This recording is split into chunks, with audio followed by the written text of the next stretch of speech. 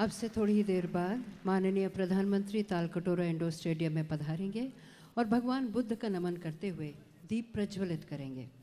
फिर नेपाल और भारत में आए विध्वंसकारी भूकंप में शिकार हुए लोगों की याद में मौन रखा जाएगा।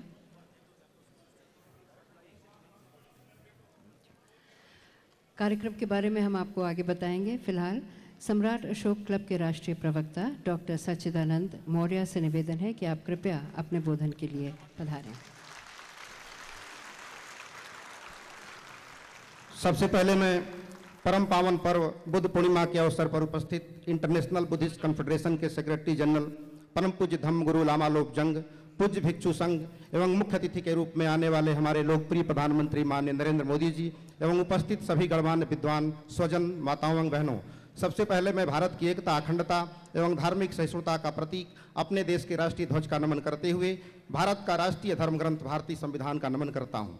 तत्पश्चात आज बुद्ध पूर्णिमा के अवसर पर विश्व की असभ्य मानवता को सर्वप्रथम सभ्यता का पाठ पढ़ाने वाले एक महान दार्शनिक, एक महान वैज्ञानिक, एक महान चिकित्सक, एक महान समाजशास्त्री और दुनिया के 100 महापुरुषों में प्रथम स्थान रखने वाले एक महान अर्थशास्त्री, मानववादी, प्रकृति धम्म के अन्वेषक शाक्य मुनि विश्वगुरु तथागत गौतम बुद्ध को सत बार नमन करता हूँ।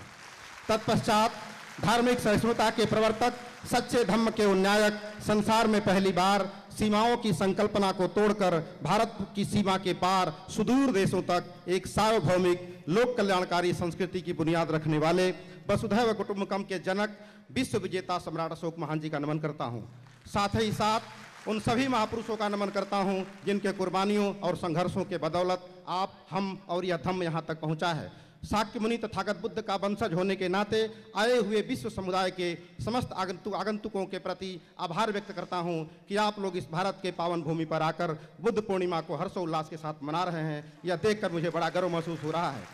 राजधानी दिल्ली के तालकटोरा स्टेडियम में बुद्ध पूर्णिमा के कार्यक्रम के सफल आयोजन के लिए international Buddhist confederation, Ashoka mission, सम्राट अशोक क्लब एवं अन्य सहयोगी संगठन के कार्यकर्ताओं का आभार व्यक्त करता हूं।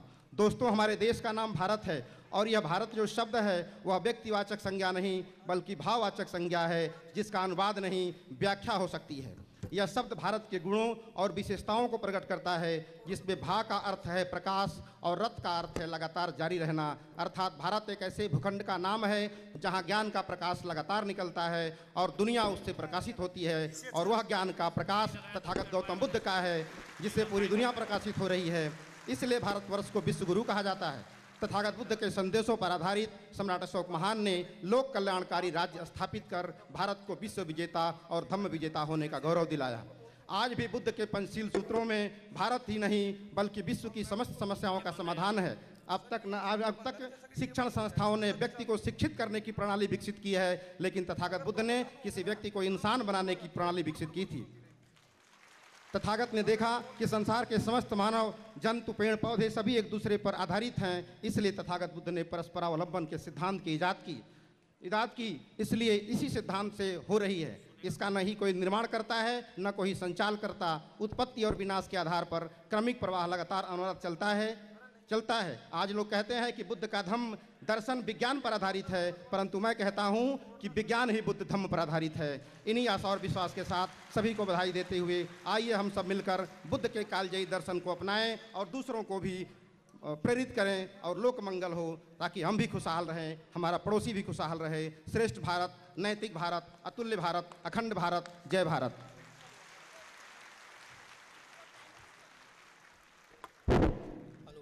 माननीय प्रधानमंत्री चल चुके हैं और कुछ ही क्षणों में यहाँ पधारने वाले हैं। हम आपको बताना चाहेंगे कि उनके आने पर यहाँ कार्यक्रम क्या होगा। आते ही वो भगवान बुद्ध का नमन करते हुए दीप प्रज्वलित करेंगे।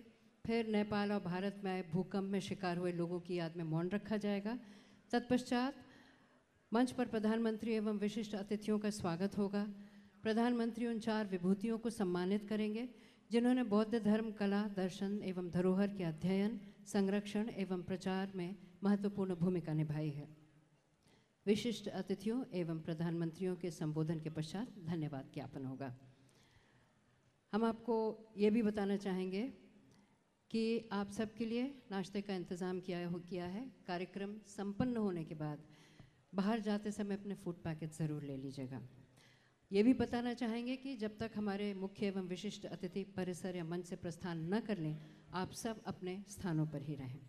Ladies and gentlemen, the Honorable Prime Minister has already left and will be arriving here any moment. Upon his arrival, he will light the butter lamp and pay obeisance to Lord Buddha.